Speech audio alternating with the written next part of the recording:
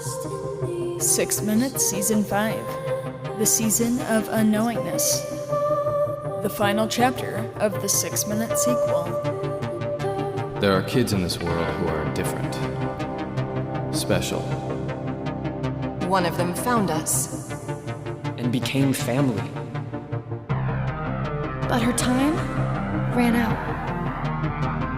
And now, that girl is missing. In this episode, I'll be breaking down the latest episode, 6 Minutes Season 5, Piece by Piece.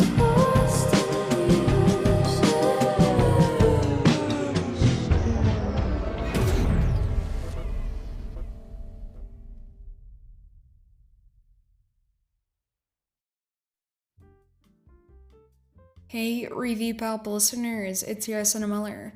We're here today talking about episode 18 of 6 Minutes Season 5, and it's really exciting just the way that River and Sam were reintroduced, and along with that we have Katie and just all the dynamics of that, all of the questions that, we have raised, I think is super interesting, but overall I think it's really interesting and, kind of just the way that so many different aspects are packed into this episode, and overall really nice episode, and it's especially with the cliffhanger, we set up a lot of different things. We really get to flesh out River and Sam's personality even more. Yeah, other than that, great music, and there's a lot to talk about, so let's dive straight into it. Since you and the Anders family left in the portal on Elixir Key, I've been searching for my parents. Okay, once more unto the breach. Or portal. Frankly, it's been hard. Lonely. Still can't find any information on where they moved to. Yes, hi. I'm looking for an address and phone number for Marie Cavendish.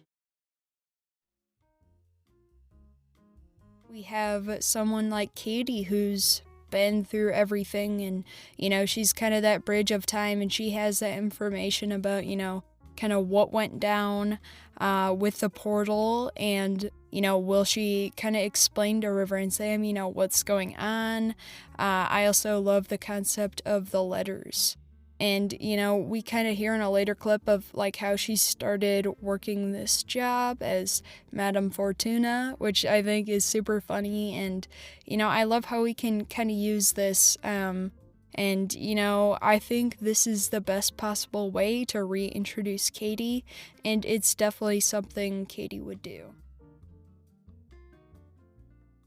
See, we've both been having these dreams, but they aren't like regular dreams. They're more like glimpses, voices. What kind of voices? Madame Fortuna, can you really see what's gonna happen to us in the future? Universe, you have done it again. Yeah, so, we really set up Katie as this person of really interest for River and Sam, right? Because they're kind of confused about what's going on, having these memories, which I'm excited to learn more about. Like, do they kind of recall what happened on Neverland a little bit? Kind of getting those little pieces in their mind. That's why they're also so invested in each other, I think. Even more so than James and Monica were originally, because, now they have this, these memories that bind them together. And I also just love seeing kind of the relationship tension, which is especially shown in another clip, but just the fact that we really get to introduce this relationship, meanwhile having, these memories or flashbacks to Neverland, I think is super, super interesting. And then, Katie kind of scamming them all, but, absolutely, I love this clip. Man, I've thought about you so much since that day. Excuse me? No, not like that. I always wondered if you had seen something. Like, if you knew what happened. See, I have this gap in my memory. I do not know what you speak. Maybe this is not a good idea, and you should go on your way.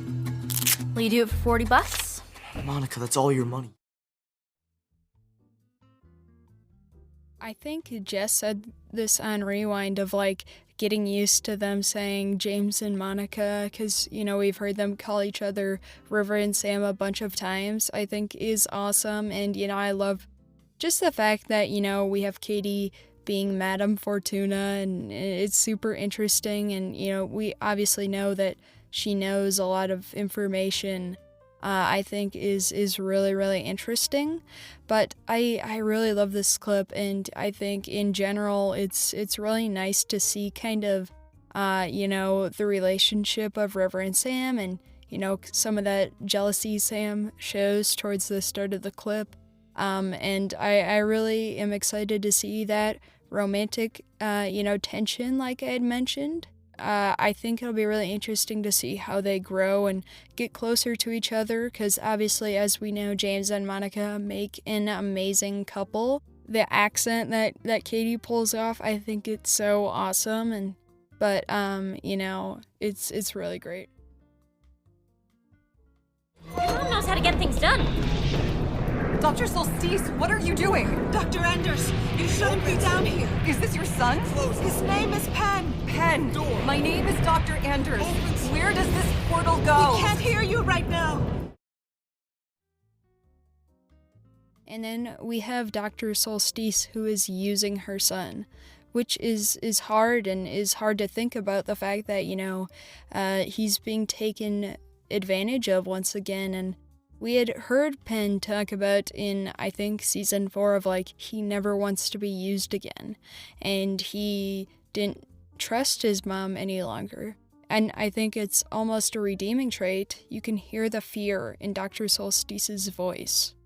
I think that's very uncharacteristic of Dr. Solstice because she's known to be kind of not very emotional, and yet we can hear the fear in her voice and how she's actually concerned about Penn for once. And, I think that is very redeeming, but at the same time, she shouldn't be using her son. And then we have Monica who's so concerned and is looking out for Penn.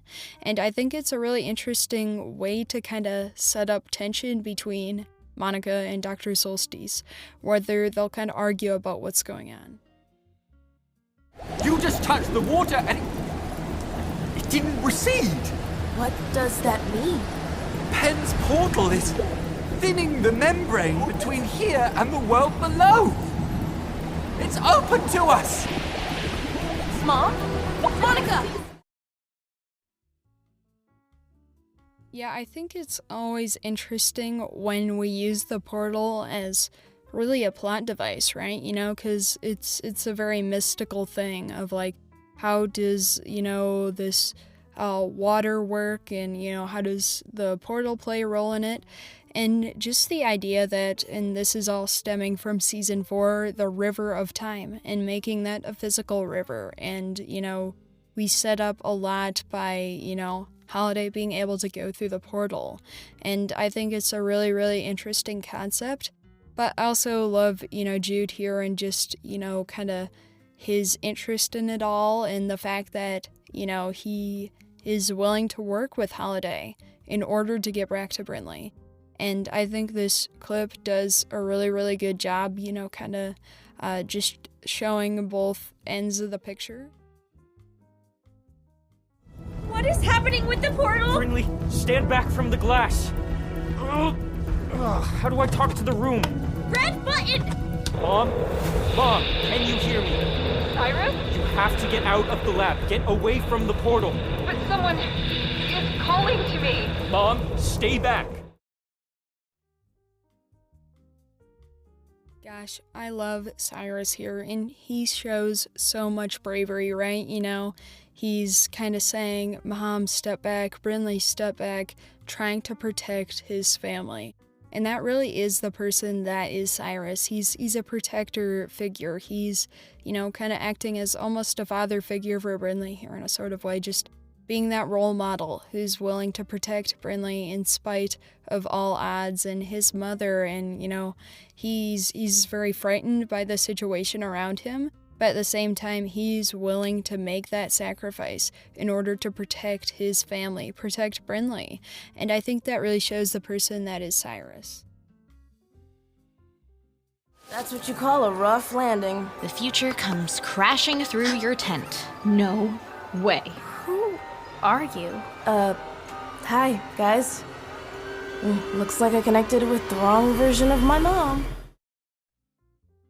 Gosh, this clip is so great, and, I love just Holiday here, and, earlier in the episode we heard her calling out to her mom, and so now we have Holiday in a completely different time period than expected, because she's never been in the 80s before. Thank you all so much for listening. If you enjoyed the show, please leave a 5-star review. Until next time, this is Landon saying, peace, love, and time travel.